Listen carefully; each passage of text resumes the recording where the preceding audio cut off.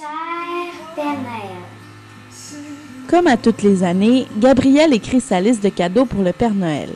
Le programme de lettres au Père Noël de Post Canada permet aux enfants d'envoyer et de recevoir une lettre de la part de leur barbu préféré. Chaque année, 11 000 employés et retraités de Post Canada travaillent bénévolement pendant leur pause ou leur heure de dîner pour répondre aux lettres adressées au Père Noël. Le Centre de tri de Montréal est le plus grand établissement de Post Canada au pays après celui de Toronto. Sa superficie se compare à 51 terrains de football. C'est ici que la majorité des 2000 bénévoles québécois reçoivent les lettres des enfants. Est-ce que tu crois que le Père Noël peut répondre à toutes les lettres des enfants dans le monde? Ben oui, mais il y en a quand même beaucoup à trier. Ça, c'est un gros travail pour lui? Oui. Et oui, Gabrielle a raison. Chaque enfant reçoit une réponse individuelle. Les lutins bénévoles peuvent répondre en 27 langues, dont l'espéranto et le braille. La traduction des lettres se fait à leur quartier général d'Ottawa. Le Père Noël a une adresse juste pour lui. Père Noël, Pôle Nord, HOH, OHO.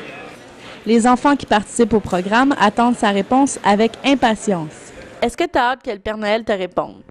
Oui, j'ai bien hâte à cause que je veux savoir si j'ai bien été sage cette année. Le programme de lettres au Père Noël a pris beaucoup d'expansion au fil des années.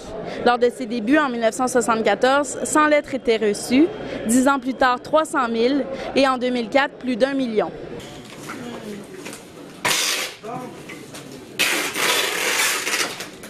Même si Post Canada ne fait aucune promotion à l'extérieur du pays, certaines lettres proviennent des quatre coins du monde.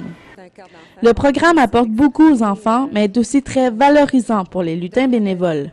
C'est fun quand tu lis les lettres, ou même des petits-enfants. Ça a juste 3 ans et demi, tu vois qu'est-ce qu'ils te font comme dessin. Tu as le goût de leur répondre. Tu as toujours un plaisir de répondre à chaque lettre parce qu'il y a toujours de quoi spécial de chacun. Puis, à quelque part, tu sais qu'ils croient, puis c'est une magie. Puis, même si on est des adultes, on a un cœur d'enfant dans ça tout le temps. La plupart des enfants demandent des cadeaux, mais d'autres ont des demandes plus personnelles.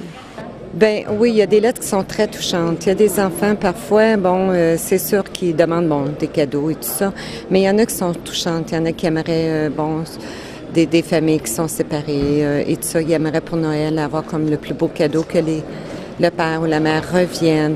Ou il y en a qui vont parler de la maladie de leur mère ou de leur père, puis qui souhaitent...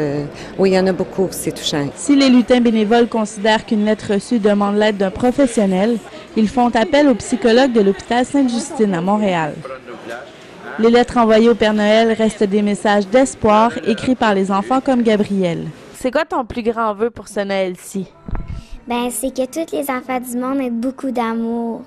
Marie-Ève Monti pour la Cité collégiale à Montréal.